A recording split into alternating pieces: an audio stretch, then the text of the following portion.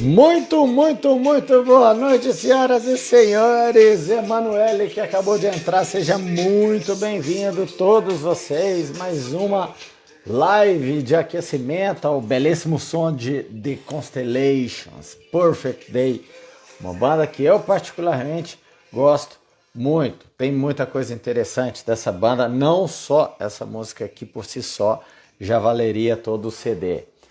Como estão todos vocês? Eu sei que essa live é uma live bem mais tarde do que a gente está acostumado, mas nós começamos agora oficialmente a fazer todas as lives de aquecimento para o maior treinamento de planejamento de casos clínicos de ortodontia do Brasil, quiçá do planeta Terra. Então não perca as próximas atualizações, as próximas aulas que a gente vai dar. Vamos falar muitíssimo de planejamento de casos clínicos e muitíssimo sobre outras coisas que dizem respeito à vida do ortodontista e como você crescer na profissão, como você conseguir viver exclusivamente de ortodontia, largar de vez a clínica geral e ter muito mais segurança financeira e também liberdade, né? Quando eu falo de liberdade, eu falo de 3 liberdades que a ortodontia me deu e eu tenho certeza que ela vai te dar também, que é a liberdade financeira, a liberdade de tempo e a liberdade geográfica, né? Na verdade, tem uma 4ª liberdade que é a liberdade de técnicas, né? A liberdade de biomecânica. O que eu quero dizer com isso? Quando você aprende verdadeiramente a planejar seus casos clínicos de uma forma eficiente, onde você, de uma maneira ou de outra, não tem mais surpresas com nenhum tipo de caso clínico, você consegue resolver todos eles muito bem. Isso faz com que você não dependa mais de uma técnica, de uma prescrição ou de uma marca específica, como a gente escuta muito, né, o ortodontista de hoje falar. Então ele vira e fala assim: não, qual técnica que você usa? Eu uso MBT. Então complicou, porque eu uso ROT. ROT é muito diferente de MBT. Ou outros ortodontistas que falam: não, eu só uso técnica segmentada, ou eu só uso alinhadores estéticos. É mais difícil a gente escutar esse tipo de discurso, simplesmente porque os alinhadores eles são mais modernos, né? Então, uma pessoa que nasceu exclusivamente ou tem toda a sua parte profissional somente com alinhadores, é difícil de acontecer, né? A gente migrou de uma técnica fixa para os alinhadores estéticos. De qualquer forma, a conclusão disso tudo não importa a técnica que você usa quando você entende os princípios do planejamento ortodôntico, porque ele vai te dar os recursos para que você utilize qualquer mecânica, qualquer técnica, independente qual seja, entendeu? Se você tem mais ou menos predileção sobre uma mecânica em si, ou um bracket, ou uma marca, isso não faz o menor sentido quando você sabe planejar. Então existem quatro liberdades no final das contas, né? Liberdade de poder trabalhar com qualquer técnica que você consiga, a certeza que você consegue resolver qualquer caso clínico. Muito bem, além disso, alguns recadinhos. No dia 6 de junho eu vou estar na Espanha, então aos amigos espanhóis e aos que estiverem próximos e também aqueles que são hispanohablantes, nós vamos falar muito de mini implantes extraalveolares em Madrid, tá? Vai ser uma aula online fantástica para toda a Espanha, às 5 da tarde, horário de Madrid, e à 1 da tarde, horário de São Paulo. Vai ser transmitido em espanhol, obviamente, e para os amigos espanhóis, para quem quiser comprar a aula completa, onde nós vamos ter a oportunidade de conversar sobre mecânicas e dicas clínicas para melhorar a eficiência dos seus tratamentos ortodônticos também, além dos próprios mini implantes extraalveolares. Você poderá também comprar essa aula depois de gravada. Então, fica a dica e fica o convite para todos vocês. Quem puder assistir, vai ser bem legal, vai ser bem interessante. Tá, bom, e por que a gente está aqui hoje? Para te dar algumas dicas clínicas sobre como fazer essa mudança geral da clínica geral para a ortodontia, para que você não trabalhe mais com clínica geral. E também queria te falar a respeito de algumas maloclusões no sentido transversal, né? Como assim? No sentido transversal, que é o sentido lateral do arco, basicamente nós temos dois tipos de maloclusões. A mordida cruzada posterior, que é muito mais frequente, que pode acontecer em criança e adulto, pode ter diversas severidades, o arco pode ser cruzado em um dos lados só, dos dois lados pode ser uma mordida cruzada total, é mais raro, em casos de atresia extrema da maxila. E você também tem um outro problema transversal, que é a mordida de Brody, né? O Alan Brody foi aluno do Dr. Engel, né? Então foi ele quem batizou essa alteração no sentido transversal. Ao contrário do que acontece com a mordida cruzada posterior, a mordida de Brody ela caracteriza-se quando as cúspides palatinas dos dentes pósteros superiores ultrapassam as cúspides vestibulares dos dentes inferiores, sejam eles pré-molares ou molares, né? Tem que ser dente posterior. Isso caracteriza uma mordida de Brody. Então, para ficar mais fácil para você entender de uma forma mais simples, entenda que a maxila é a tampa e a mandíbula é a panela. Tudo bem? A tampa sempre tem que encaixar com uma relação transversal específica na panela. Ou seja, a tampa não pode ser muito grande em relação à panela, nem muito pequena. Ela tem que ser grande o suficiente para recobrir essa mandíbula, ou essa panela, melhor dizendo, né? Na nossa analogia, mas ela não pode ser extremamente grande a ponto de perder os contatos oclusais. E por que isso não pode acontecer? Porque quando os dentes superiores ultrapassam o limite lateral dos dentes póstero inferiores, vai existir fatalmente uma rotação no sentido anti-horário da mandíbula, né? Então ela gira no sentido anti-horário, aumentando a sobremordida do paciente. Essa sobremordida pode causar uma série de outras alterações, como, por exemplo, lesões no forame nasopalatino, por exemplo, como a gente vê em grandes sobremordidas, e também outras alterações, como lesões nas papilas dos dentes posteriores causados pelo trauma dos dentes inferiores sobre a papila dos dentes superiores também, tá? Existe também um comprometimento estético, a diminuição do terço inferior da face também causado pelo giro anti-horário da mandíbula, ou seja, uma série de problemas verticais que no caso não foram causados por uma alteração vertical, e sim por uma alteração transversal. Então eu queria te mostrar um caso desse aqui para que a gente comece a investigar as possibilidades de tratamento que a gente tem para um caso como esse.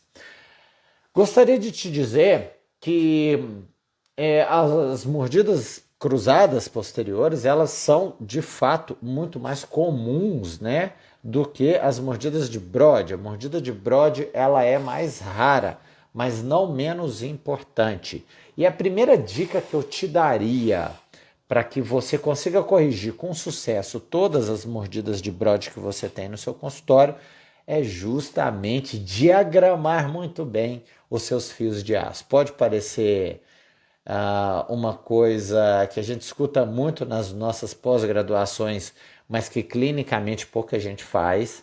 Pode parecer um detalhe ortodôntico, mas eu gostaria de te lembrar que toda ortodontia ela é feita de detalhes. Se você não é uma pessoa detalhista, dificilmente você se tornará um bom ortodontista. E veja bem, eu não disse perfeccionista, porque perfeccionista para mim nunca foi uma coisa muito boa, visto que a perfeição ela é sempre subjetiva, número 1, e sempre inalcançável, né? Ninguém é perfeito.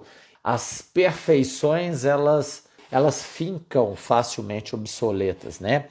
pensa comigo, você está me assistindo através desse celular e quando a pessoa que fez o seu celular o criou pensando no aparelho mais perfeito que pudesse ser criado. E tempos depois veio outro e construiu um outro aparelho que segundo ele, era ainda mais perfeito do que o seu primeiro aparelho celular, entendeu? Então, a perfeição, para mim, ela é sempre algo muito passível de ficar obsoleto em um curto prazo. Por isso que perfeição não é exatamente o que você precisa em ortodontia, mas você precisa sempre buscar o melhor tratamento e ser o mais detalhista possível. Talvez essa seja a grande palavra. Você tem que ser o mais detalhista possível, tá bom? Então, pessoal, é o seguinte, mordida de Brode. Quais são as principais causas, que é o tema da nossa aula de hoje? Mordida de Brode, ela pode ser causada por um excesso de crescimento lateral da maxila, que pode acontecer esqueleticamente ou com uma característica dentoalveolar. Como assim? Ou a maxila cresceu demais no sentido transversal, isso pode acontecer de acordo com a característica genética que esse paciente apresenta, esse potencial de crescimento lateral da maxila, como também você pode ter uma maxila mais ampla, mas onde não exatamente foi a maxila que cresceu demais, mas os dentes pósteros superiores que estão muito inclinados para vestibular. Isso também pode acontecer. O segundo motivo é relacionado com o arco inferior. Então você pode ter uma mordida de Brode causado pelo arco inferior quando a mandíbula não cresceu transversalmente de uma forma adequada, ou essa mandíbula apresenta os dentes póstero-inferiores muito lingualizados, muito inclinados para lingual. Se eu pudesse te falar no universo das mordidas de Brode, aquela que mais acontece, certamente o grande culpado seria o arco inferior. Ele sofre muito mais inclinação para lingual do que o arco superior sofre mais inclinação para vestibular, tá bom? Bem, independentemente qual seja a causa primária dessa correção, lembre-se de tratar sempre o arco que está errado. Então, basicamente, o que você tem que fazer por uma mordida de Brode é justamente verticalizar os dentes inferiores. E isso pode ser feito de algumas maneiras bem interessantes. A primeira delas é utilizando uma plaquinha removível, que chama-se placa de Schwarz. O que a placa de Schwarz faz? Ela é uma placa de Howell, basicamente, né? Onde existirá um parafuso expansor no centro do corpo de acrílico dessa placa, que permitirá que você ative essa placa, promovendo pequenas expansões dentoalveolares. É uma placa removível, tá bom? Não é uma placa fixa, não é um aparelho fixo, é um aparelho removível. E está mais indicado para aqueles pacientes que não têm a dentadura permanente completa. Então, se eventualmente você descobriu uma mordida de Brode, independente da severidade, seja ela bilateral, unilateral, com um dente ou com vários dentes comprometidos, quando nós tratamos crianças e essas crianças estão na fase da dentadura mista ou mesmo no período intertransitório, né, tá acontecendo a esfoliação dos dentes posteriores, início do segundo período transitório da dentadura mista, o ideal é que você utilize um recurso que não tenha apoio dentoalveolar, e sim apoios mucoso. Dessa forma, é onde entraria a sua plaquinha de Schwarz.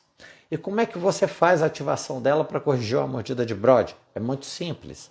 Você vai no parafuso expansor e ativa o parafuso expansor 1/4 de volta de 21 em 21 dias em média. Se você ativar menos do que isso, aliás, minto, se você ativar mais do que isso, você corre o risco da placa desadaptar do arco inferior do seu paciente e ele parar de utilizar.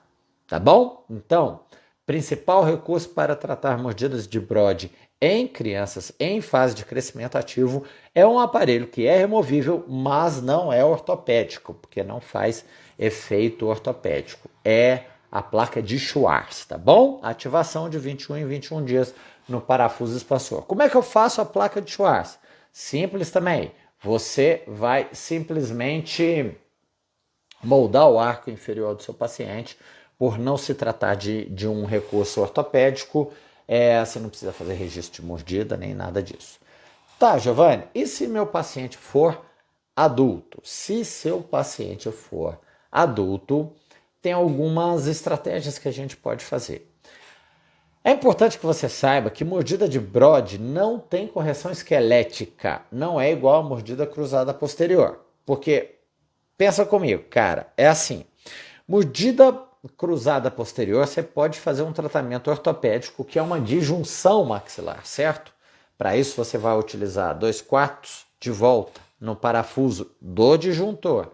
De manhã, 2/4 à noite até abrir o diastema interincisivo e depois você muda para 1/4 de volta de manhã, 1/4 de volta à noite até a sobrecorreção, até ficar em Brode de um dos lados, tudo bem? Beleza, uma outra possibilidade que você tem para a mordida cruzada posterior é fazer expansões lentas no arco superior. Aí você corrige. Beleza, Giovanni, entendi. Agora, quando eu tenho a mordida de Brode, onde a tampa é muito maior do que a panela, você não pode fazer, ou não existe ortodonticamente, nenhum recurso que faça uma contração maxilar. Isso não existe, entendeu?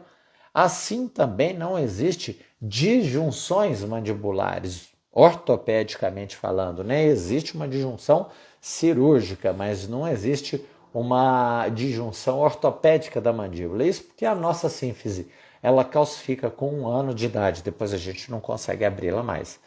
Dessa forma, independentemente se você está diante de uma mordida de Brode, de etiologia esquelética ou dentária, o tratamento vai ser sempre o mesmo. Ou seja, eu tenho que compensar no dente um problema que é do osso. Então, como que eu trato mordida de Brode? Bom, lingualizando os dentes pósteros superiores ou vestibularizando os dentes pósteros inferiores. Ou ainda um pouquinho de cada coisa, né? Lingualização superior junto com vestibularização inferior. O detalhe, que é o caso clínico que eu quero te mostrar, é que nem sempre a sua mordida de Brode que você estará diante, ela foi causada por uma alteração transversal. Muitas vezes, a mordida profunda que você tem, a alteração vertical, não foi causada por uma causa vertical, e sim por uma causa transversal. Ou seja, a mordida de Brode, dependendo da sua severidade, obviamente, ela poderá causar uma sobremordida de grande proporção, porque a mandíbula sofre um giro anti-horário. Então é um caso desse que eu gostaria de te mostrar, um caso de um paciente que é jovem, poderia ter vindo antes no consultório, ele pensou muito se ia tratar ou não, que é o Enzo, vou te mostrar já o caso clínico dele, mas por algum motivo acabou não tratando, né? E ele voltou muito tempo depois já com a dentadura permanente. E aí a gente fez uma estratégia para corrigir a mordida profunda dele, justamente tratando a alteração transversal, ou seja, a mordida de Brode dele. Por quê? Porque quando a mandíbula ela fica muito atrésica dentro alveolar e entra para dentro da maxila, basta você corrigir as inclinações dos dentes pósteros inferiores, que aí você acaba ganhando um controle vertical, porque os dentes inferiores, quando eles são verticalizados, eles entram em contato com as fossas dos dentes pósteros superiores. E somente esse contato transversal entre as cúspides dos dentes superiores e as cúspides dos dentes inferiores é suficiente para manter a mandíbula mais girada no sentido horário, corrigindo indiretamente essa sobremordida profunda. Então vem para cá que eu gostaria de te mostrar um caso que, embora seja simples, ele exige muito de planejamento ortodôntico da gente. Vou virar a tela aqui para vocês verem a minha tela. Muito bem, então tá aqui, esse é o caso clínico e esse é o nosso paciente Enzo. Ele procurou a primeira vez o tratamento ortodôntico em 2011, mas como eu te disse anteriormente, ele não foi tratado nessa época. Por que não? por questões pessoais. Ele optou em não fazer esse tratamento. Muito bem, o Enzo nessa época ele tinha 11 anos de idade, como você pode observar, sexo masculino, etnia branco, grau de motivação bom e a queixa principal, sobretudo da sua mãe, que era a sua responsável nessa época, era a mordida profunda. Então a gente vai entender um pouquinho melhor. Toda vez que você for planejar um caso clínico, não se esqueça que essas fotografias que você está vendo aqui são as principais e o primeiro indício clínico que você tem que se atentar para fazer qualquer planejamento. Nós não fazemos planejamento através das fotografias intrabucais num primeiro momento. Tampouco você deveria ir na cefalometria. O principal exame, todas as informações que você precisa saber para realizar um excelente planejamento clínico estão exatamente aqui onde vocês estão vendo, ou seja, na face do nosso paciente. Quando eu observo o Enzo numa vista frontal, primeiramente sem sorriso, eu noto que trata-se de um paciente simétrico, bilateralmente, com selamento labial passivo, com harmonia dos terços faciais e está muito equilibrado. Numa fotografia frontal com sorriso, o Enzo tem uma boa linha do sorriso, então ele não tem muito festão gengival aqui na parte superior, o que também não é um problema, porque o limite do sorriso é 1 milímetro do lábio superior escondendo o terço cervical da coroa do incisivo superior, até 2 milímetros de festão gengival aparecendo na região anterior. Então, para a gente está normal a linha do sorriso, né, do Enzo. E, além disso, os corredores são curtos, né? Ou seja, eles são bem estreitos. Isso também é um bom sinal, porque se eventualmente o Enzo fosse portador de uma mordida cruzada posterior, certamente ela seria dentalveolar. Por quê? Porque quando a mordida cruzada posterior ela é esquelética, você tem que ter um aumento patológico dos corredores bucais, o que não é o nosso caso aqui. Muito bem. E numa vista lateral? Na vista lateral é onde nós observamos as maiores alterações esqueléticas. Por quê? A primeira relação que eu tenho que observar são as relações verticais. Então eu te convido a medir da base do nariz até o ponto mais inferior do mento, eu vou ter um terço inferior que é substancialmente menor do que o terço médio da face do Enzo, que vai da glabela até o ponto na raiz do nariz, que é o subnasal. Tudo bem? Então o terço médio do Enzo é maior do que o terço inferior. Moral da história, se ele for portador de uma mordida profunda, qual será a etiologia dessa mordida profunda? Provavelmente esquelética. Por quê? Porque toda alteração esquelética causa uma alteração na face. E no caso da mordida profunda, a alteração na face é a diminuição do terço inferior em relação ao terço médio da face. Tudo bem, pessoal, até aí? Bom, outro ponto que eu quero que você avalie é que, em normas gerais, o perfil do nosso paciente ele tem que tender à retidão. Isso quer dizer que se eu marcar um ponto aqui entre as sobrancelhas, um ponto no meio do lábio superior e um ponto na região mais projetada do contorno do mento, que é o ponto P, eu deveria ter esses 3 pontos na mesma linha. É isso que a gente quer em qualquer caso nosso, em qualquer caso ortodôntico. É isso que a gente preconiza. Se a gente avalia o nosso paciente Enzo, eu vou chegar à conclusão que o ponto N e o ponto A estão muito próximos de uma linha vertical, ó. Porém o ponto P está muito atrás. Então, se eu pudesse chutar, eu falaria que ele tem uma atresia mandibular, uma convexidade do perfil causada por um problema mandibular. E assim, eu ainda não vi a boca, mas se tratasse de um paciente classe 2, certamente você deveria abordar a mandíbula e não a maxila. Pelo amor de Deus, não faça extração no perfil desse menino. Tá bom? Beleza, então. Seguindo, o próximo exame que a gente tem para avaliar é justamente as relações oclusais. E aí a gente começa a descobrir, a entender um pouco melhor da etiologia da sobremordida profunda do Enzo, né? Aqui, ó, aqui a gente tem evidência dessa sobremordida profunda, porque eu sei que a normalidade é quando o incisivo superior ele abraça no máximo, um terço da coroa do incisivo inferior. E aqui está muito mais do que a metade da coroa do incisivo inferior. Então é um portador de sobremordida profunda. E olha que interessante, mais do que isso, né? Ele me parece ter sobremordida profunda também na região posterior do arco, tá vendo? Olha a relação das cúspides dos dentes posteriores com as ameias inferiores, está quase a cúspide dos dentes posteriores superiores, tocando diretamente a gengiva do arco inferior do paciente. Tudo bem, gente? Até aí? Bom, agora, quem causou essa sobremordida profunda? Foi a maxila que cresceu demais no sentido vertical, foi os dentes que acabaram instruindo demais. Olha um indício que é bem interessante. Se você tem o contorno gengival da coroa do incisivo superior próximo do contorno gengival dos laterais e dos caninos, isso quer dizer que os dentes desceram como um todo. Não houve extrusão patológica do incisivo superior em relação a esse canino.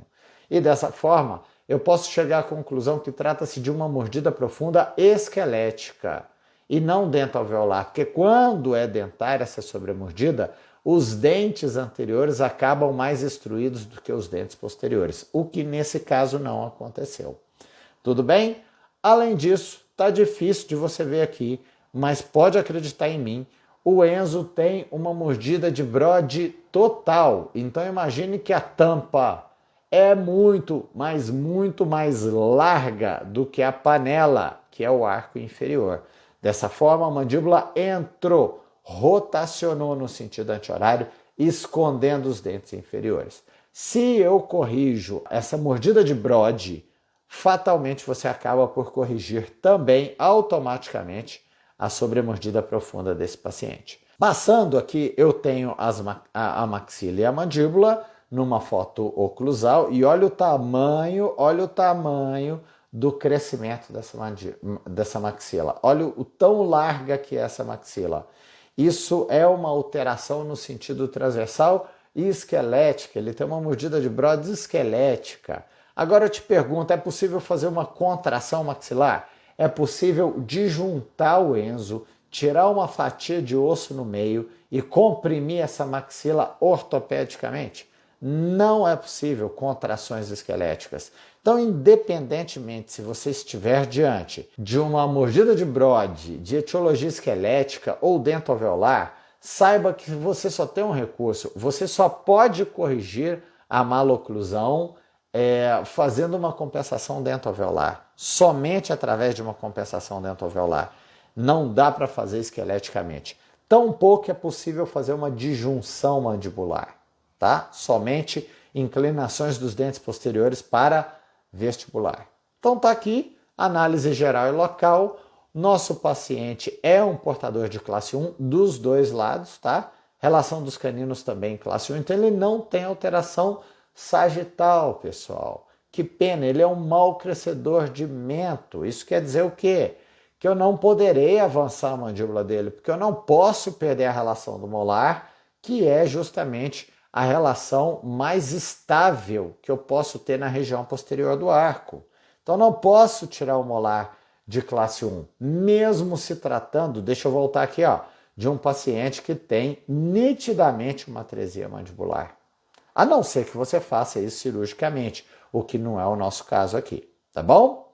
Beleza, sobremordida então de 5,5 milímetros, sobressaliência de 2,5, classificação de Engel, classe 1, tá aqui os modelos de gesso, os quais a gente já viu em análise clínica geral do nosso paciente, não é preciso repetir as alterações que a gente viu em loco, mas aqui a análise de modelos, que também é interessante que a gente saiba.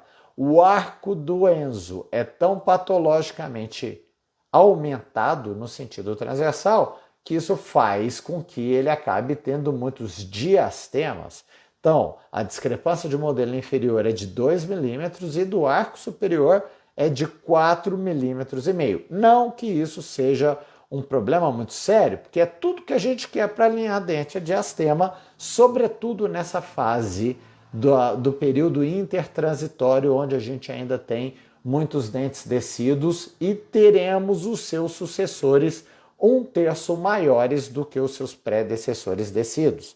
Então, ter diastema numa fase de dentadura mista é maravilhoso para a gente, é sempre muito bom. Lembre-se do arco tipo 2 de Balme.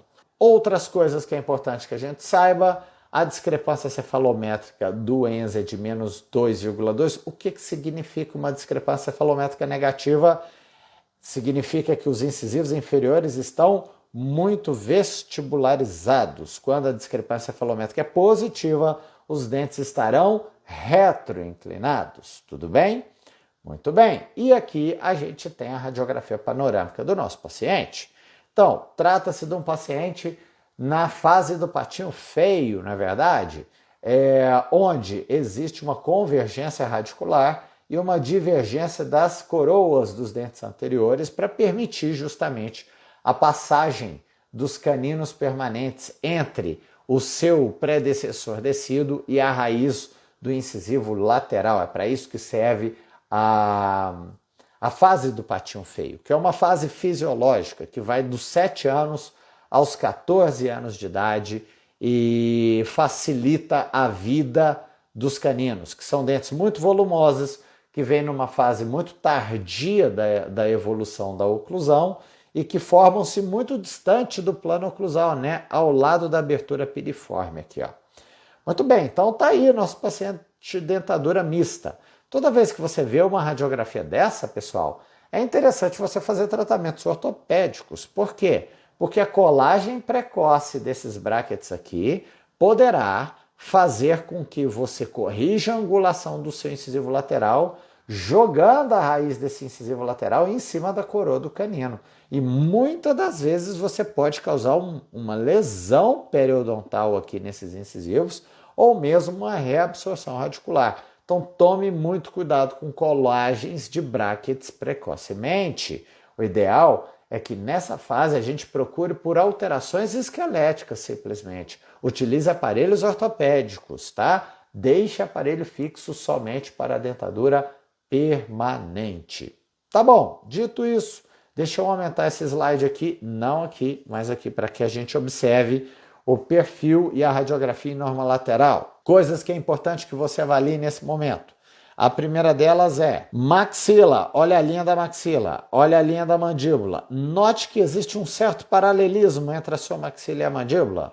Isso é uma alteração muito comum em braquifaciais, ou seja, quando eu não consigo observar uma grande divergência entre as bases ósseas, isso quer dizer que seu paciente tem uma tendência a crescimento horizontal muito maior do que uma tendência no crescimento vertical. Trata-se de um braquifacial, tá bom? Se eu tivesse aqui o contorno do occipital, a gente ainda poderia avaliar o padrão de crescimento do Enzo através de uma linha imaginária passando aqui na base da mandíbula. Se essa linha passar abaixo do contorno do occipital, a gente estará diante de um braquifacial. Se essa linha passar tangenciando o contorno do occipital, você estará diante de um mesofacial. E se essa linha estiver cortando o desenho do occipital aqui atrás, você estará diante de um dólico. Então, nesse caso, foi cortada a nossa radiografia aqui, eu não consigo saber, mas o paralelismo entre as bases ósseas já é um excelente indício de que trata-se de um braquifacial. E qual é a norma para todo braque? O que eu faço quando eu estou diante de quem tem uma sobremordida profunda e esse paciente tem uma tendência a crescimento horizontal? A ideia é que você sempre extrua os dentes posteriores. Então veja bem, toda mordida profunda tem basicamente 2 tipos de estratégia de tratamento. Ou eu vou intruir os dentes anteriores, ou eu vou extruir os dentes posteriores. Nesse caso, se a mordida profunda ela é esquelética, o melhor é que você extrua os dentes posteriores. Por um motivo muito simples, né? A extrusão dos dentes posteriores acaba afastando as bases ósseas. E se a etiologia é esquelética, tudo que você quer é afastar o esqueleto, ou seja, as bases ósseas do seu paciente. Tudo bem? Então, dessa forma, o que a gente precisa fazer no Enzo é afastar as bases ósseas para corrigir a sobremordida dele. Corrigiu a sobremordida do seu paciente, automaticamente você vai ter um ganho, um benefício muito grande com a correção da mordida de Brode. E ainda mais, se você corrigir a mordida de Brode, você automaticamente corrige a mordida profunda, porque ao verticalizar os dentes posterior-inferiores, você melhora a relação vertical entre os arcos dentários. Então, essas são as radiografias periapicais, evidenciando que a gente ainda tem um canino um pouco alto demais para a gente fazer uma colagem de brackets. Então, o ideal nesse caso é que você aguarde o término da troca dos dentes para fazer um alinhamento e permitir a extrusão dos dentes posteriores. Então, lista de problemas está aqui, ó. Mordida profunda, esquelética, curva de Spee profunda, presença de diastemas no arco superior e inferior. Tá bom, Giovanni. Mordida de Brode completa, de ambos os lados, ele tem mordida de Brode. Como que você pode tratar esse tipo de maloclusão? É simples. A primeira providência é você utilizar o arco inferior, que é mais atrésico, no arco superior. Então você, quando vai comprar o seu fio ortodôntico, você não compra arco inferior e arco superior, ou você compra arco grande e arco médio, utilizando o arco médio para o arco inferior e o arco grande para o arco superior? Pois bem, se você faz isso, o que você vai fazer agora? Ao comprar esses fios, você vai instalá-los invertidos. Coloque o arco inferior, coloque o fio com o formato inferior, o fio com o formato mais atrésico no arco superior e o fio com o formato mais amplo no arco inferior do seu paciente. E você vai proceder o alinhamento e nivelamento todinho dessa maneira. Então, eu vou colocar o 0,14 inferior no arco superior, ou o 0,14 superior no arco inferior. Assim, eu vou acabar expandindo o arco inferior e contraindo ou lingualizando os dentes póstero-superiores. Faça a mesma coisa com o 0,18. Coloque o inferior no superior e o superior no inferior. Faça a mesma coisa com o 0,20 de níquel titânio. Vamos imaginar que você chegue nos fios de aço e ainda consiga observar clinicamente que seu paciente ainda é portador de mordida de Brode. O que você pode fazer nesse caso? Fazer arcos mais atrésicos para o arco superior e arcos mais expandidos para o arco inferior. Utilize o seu diagrama, só que você vai utilizar o fio feito no diagrama mais estreito para o arco superior e o fio mais amplo, mais largo para o arco inferior. Se ainda assim, ao chegar nos fios retangulares, você notar que seu paciente é portador ainda de mordida de Brode, você ainda pode abrir mão de torque lingual progressivo, obviamente, nos dentes pósteros superiores e torque vestibular nos fios retangulares inferiores. Se você fizer essas três mecânicas, utilizando fios de níquel titânio ao contrário, utilizando fios redondos de aço ao contrário também, e fios retangulares com torque, 99% das suas mordidas de Brode serão corrigidas. Tudo bem? Agora, no caso específico do Enzo, nós temos um outro fator que é a sobremordida esquelética. E como eu te falei, uma das principais formas de se tratar esse tipo de alteração é com a extrusão dos dentes posteriores. E aí, um dos recursos que a gente pode utilizar são as curvas acentuadas superiores e as curvas reversas no arco inferior. Tudo bem? Então, o André está me perguntando aqui, não vai usar ortopedia? Não, por um simples motivo, André, não existe ortopedia para a mordida de Brode. não existe uma contração esquelética superior, tampouco não existe uma disjunção mandibular. Por que não? Porque a nossa sínfise na mandíbula ela se calcifica com 1 ano de idade. Então é impossível fazer tratamentos ortopédicos. Mesmo que se trate de uma mordida de brode esquelética, a única coisa que a gente pode fazer é inclinar os dentes superiores para lingual e inclinar os dentes inferiores para vestibular. O Adilson está me perguntando, não usaria botão com o uso de elásticos intermaxilares? Sim, Adilson, você também pode fazer essa correção porque ela acaba tendo o mesmo efeito do que a inversão das curvas, né? Ou a inversão dos arcos, melhor dizendo, né? Usar o arco superior no arco inferior do paciente e o arco inferior no arco superior do paciente. Se você utilizar elásticos intermaxilares e botões nas faces linguais dos dentes superiores, melhor dizendo, né? Os ganchos dos dentes, o gancho dos brackets presos nas faces vestibulares dos dentes superiores e botões linguais nas faces linguais dos dentes inferiores também daria perfeitamente certo. Entendeu, Adilson? Então, sim, você pode utilizar com segurança botões e elásticos intermaxilares. O problema nesse caso que eu não te aconselharia, Adilson, é que trata-se de uma mordida de brode total, ou seja, o número de elásticos cruzados que você deveria utilizar é grande. Você teria que utilizar um elástico para cada dente cruzado ou para cada dente em brode, tanto do lado direito quanto do lado esquerdo. É difícil que o nosso paciente consiga utilizar tantos elásticos. Então, ainda assim, eu utilizaria os fios invertidos, tá bom? Beleza. Então, aqui é o nosso plano de tratamento. A gente vai montar o aparelho fixo e, André, a gente tem que esperar a troca dos dentes, tá? É o melhor momento para a gente tratar essa mordida de brode. E depois, alinhamento e nivelamento do arco superior e elástico de classe 2 para reposicionar os caninos em relação de classe 1.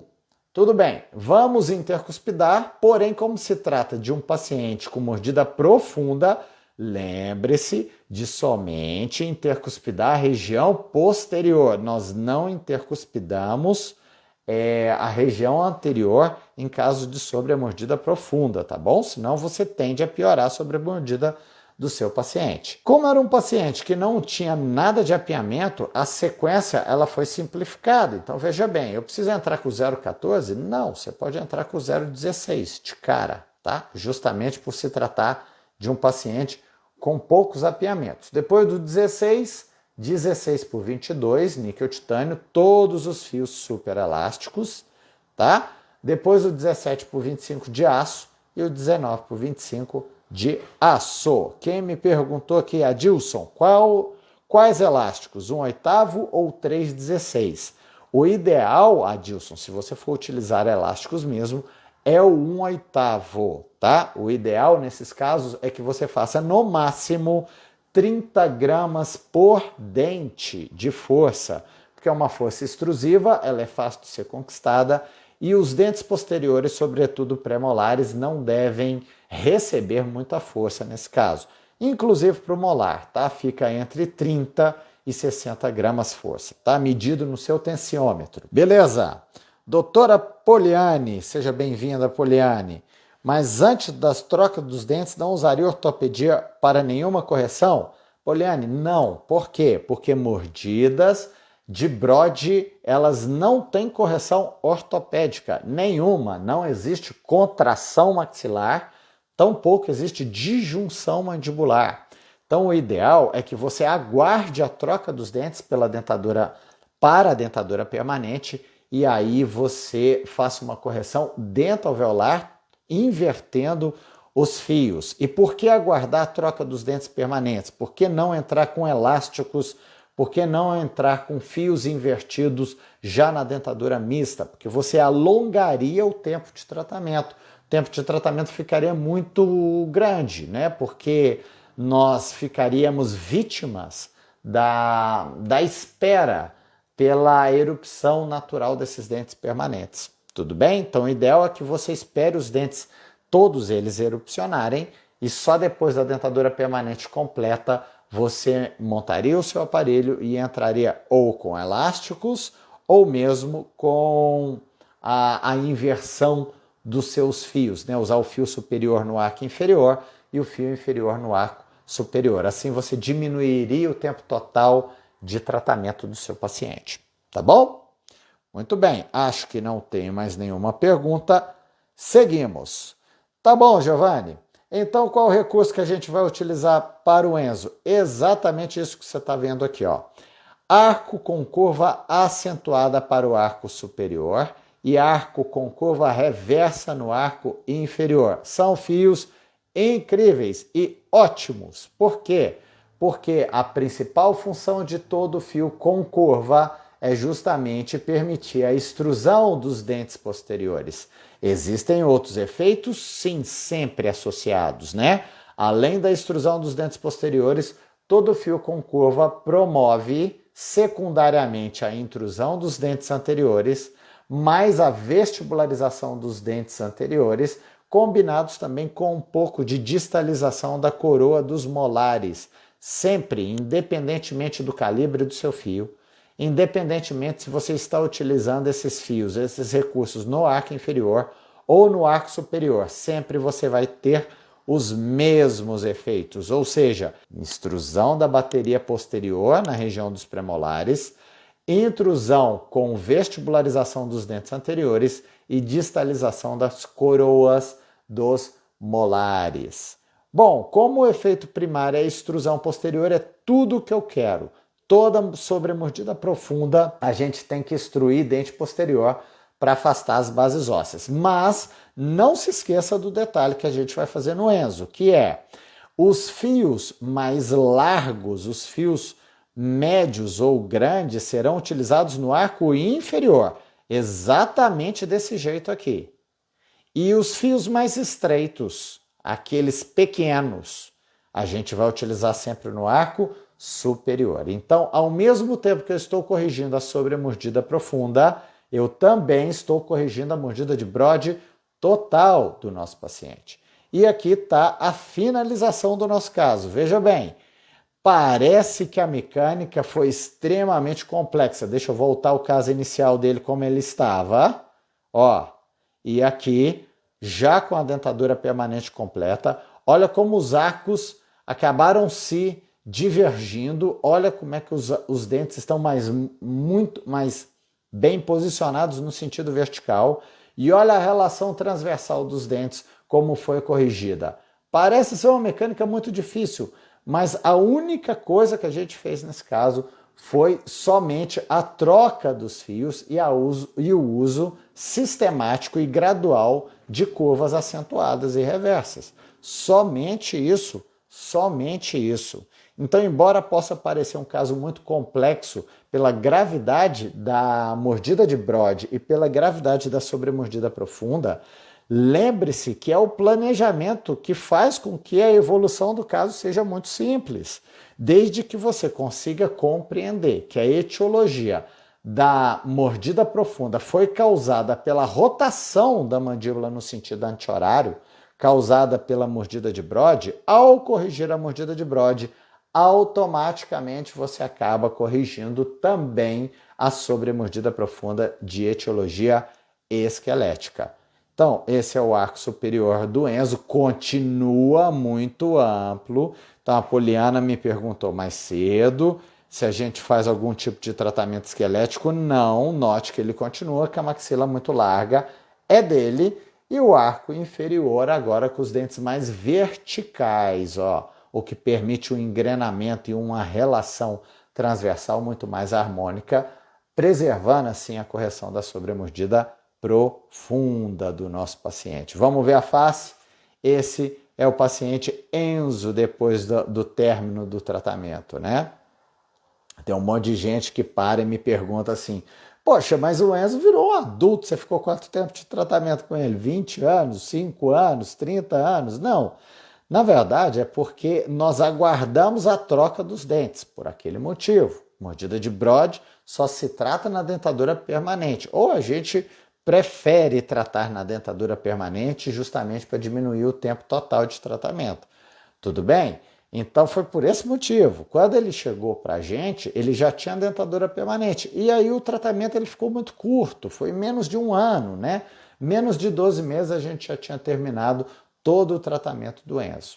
Então aqui é o controle após 6 meses, mostrando ainda o bom alinhamento dos dentes superiores e dos dentes inferiores. O Enzo só precisava escovar um pouquinho mais os dentes, né? Para preservar a saúde periodontal deles. Tudo bem? É um caso muito interessante porque, ao contrário do que a gente consegue observar, as alterações transversais, elas muitas vezes podem ser causadas por motivos transversais. Excesso de crescimento transversal da maxila ou uma contração muito grande da mandíbula, inclusive muito presente em algumas síndromes. Agora, existem mordidas de Brody que elas são causadas por uma alteração no outro plano do espaço, que nesse caso foi o plano vertical, né? Ou também as alterações transversais podem alterar outros planos do espaço. Uma mordida de Brody vai fazer com que a mandíbula gire no sentido anti-horário, aumentando a sobremordida do seu paciente. Corrija a mordida de Brody, automaticamente você corrigirá a mordida profunda do seu paciente. Tudo bem, pessoal? Então, dito isso, eu não vou tomar mais o tempo de vocês, já está ficando tarde, eu sei que vocês estão cansados. Amanhã eu vou ter mais um caso clínico, quero que vocês me mandem sugestões sobre casos clínicos que sejam desafiadores para vocês. Eu tento te dar uma aulinha de 1 hora ou um pouquinho mais sobre essas dificuldades que você tem. Lembrando que tudo que for em termos de execução em ortodontia, é muito importante que você saiba. Claro, você trabalha com isso, você corrige a maloclusão colocando a mão na massa, mas não tem nada que substitua o planejamento. Entenda um conceito muito, muito simples. Quanto mais você planeja, menos você executa. Aprendi isso com o Dr. Chris Chang. Chris Chang, certa vez, ele deu uma aula de 4 horas, onde ele falou apenas de um único caso clínico. Só que ele levou 3 horas e meia falando do planejamento. Ele faz um planejamento extremamente detalhado, quase que dente a dente. Para esse dente eu vou usar a prescrição X, para esse outro dente eu vou usar uma prescrição Y. Para o tubo do molar eu vou fazer uma mecânica diferente, e para esse dente eu vou fazer segmentado. Ele é assim, ele mistura técnicas. Mas é interessante que depois de 3 horas e meia de planejamento, quando ele enfim mostra o caso clínico dele, a gente nota que a execução ela fica extremamente simples. Por quê? Porque a gente compartilha do mesmo sentimento, onde quanto mais você planejar, quanto mais você, entre aspas, né, porque não é perder tempo, mas quanto mais você perder tempo com o seu planejamento, mais fácil ficará a execução. Tão fácil que, se assim você quiser, você pode inclusive delegar a fase da execução para outras pessoas. Mas para isso você tem que dominar muito bem o planejamento. Dominar o planejamento não é simplesmente diagnosticar muito bem e criar uma estratégia de tratamento, mas acompanhar os resultados e intervir em casos de intercorrência também. Isso também é importante, isso também faz parte de todo o planejamento. Uma vez que você planeja bem, além da segurança financeira que você vai ter, porque você acaba ganhando muito mais, não à toa é a parte mais importante de toda a ortodontia, você ainda acaba ganhando de lambuja a sua tão querida liberdade geográfica. Você pode trabalhar de onde você quiser, como eu faço hoje com o sistema de planejamento do Manhattan. Tudo bem? Então, não se torne um terreno fértil para vendedores e para marcas que querem somente te vender produtos. Liberte-se. Para libertar-se de qualquer técnica, de qualquer prescrição, você precisará ser um exímio planejador de casos clínicos em ortodontia. Certo? Então, de antemão, eu queria dar tchau para vocês amanhã. Eu estarei de volta Tentarei, vai depender de como tiver as gravações, inclusive, do curso Estratégia amanhã, mas tentarei estar com vocês às 8 da noite.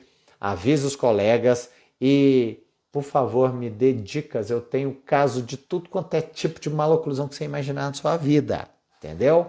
Então, quais são os casos mais desafiadores? O que você gostaria que a gente comentasse aqui? O que você gostaria que a gente te ajudasse a planejar? Porque a minha função é transformar a sua vida para muito melhor, tá bom? Tornar a sua ortodontia mais eficiente. Então, antes de despedir, deixa eu agradecer quem passou por aqui. Nossa Senhora, é gente demais. Adilson, beijo no coração. Obrigado pelas perguntas.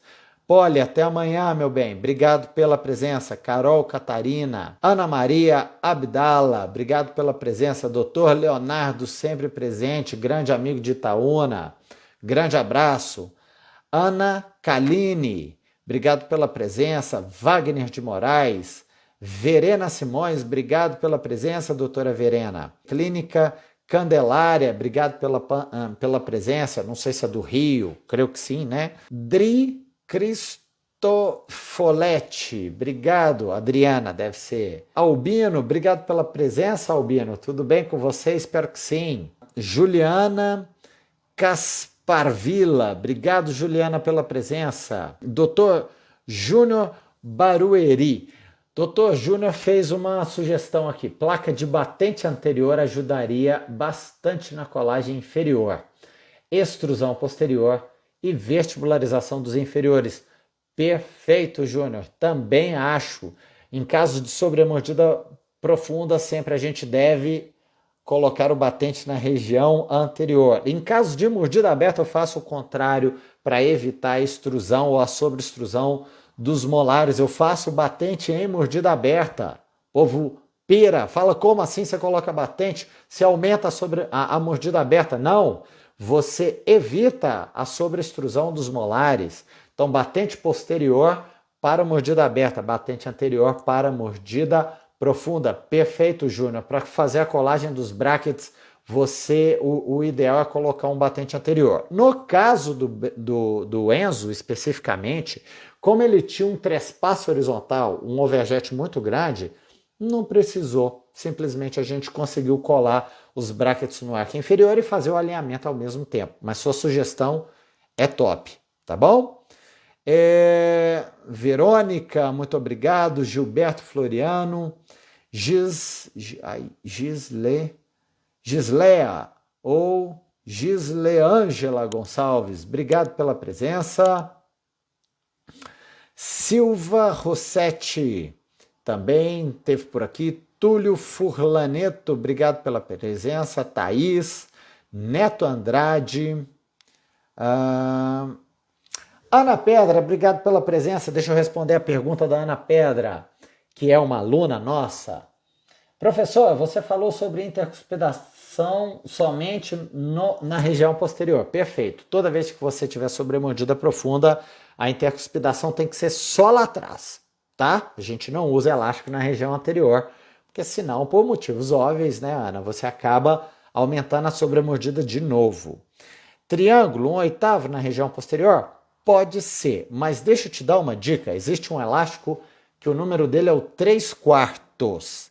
Não existia na indústria nacional, agora a Morelli fez. É um elasticão grandão. Qual é a vantagem dele? Você intercuspida toda a região posterior com um único elástico, entendeu? Se você utilizar o 1/8, dá certo? Dá, mas você vai ter que usar 3 elásticos aqui e 3 elásticos aqui. E nosso paciente não quer usar um, que dirá 3 ou 6 elásticos, né? Então use o 3/4, porque aí você vai fazer aquele desenho de cobrinha, sabe? Pega no tubo do molar, passa os dois lados do elástico atrás do gancho do molar inferior, atrás do gancho do segundo pré, atrás do gancho do segundo pré inferior, primeiro pré, canino e canino. Um único elástico você intercuspida todo mundo, tá bom?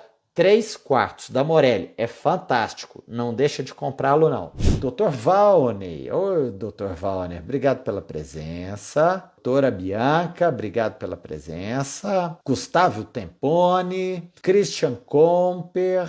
Doutora Letícia. Doutora Rafaela. Carla Maria, obrigado pela presença. Paulo. Gerson Paulino, obrigado pela presença. Ah, tá. Então vamos lá fazer sobre ausência de lateral. Perfeito. A gente pode falar de ausência de lateral, tem alguns casos bem interessantes aqui, tá? Vou ver se eu preparo alguma coisa para amanhã. Deixa eu ver o que é mais. Mais alguma sugestão? Acho que não. Doutor Júnior, obrigado e até a próxima. Doutor Júnior, amanhã. Caso ficou incrível. Obrigado, doutora Ana. Valeu demais. Espero você aqui nos próximos dias. Poli, vou ver se eu arrumo um caso de agenesia de incisivo lateral, tem muita coisa interessante para a gente conversar a respeito. Tá bom? Então, não se esqueçam, maior treinamento de planejamento está vindo aí. Espero que você tenha uma excelente noite. Amanhã tem muito mais coisa legal para a gente conversar. Beijo no coração. Obrigado pela presença e até amanhã. Tchau, pessoal.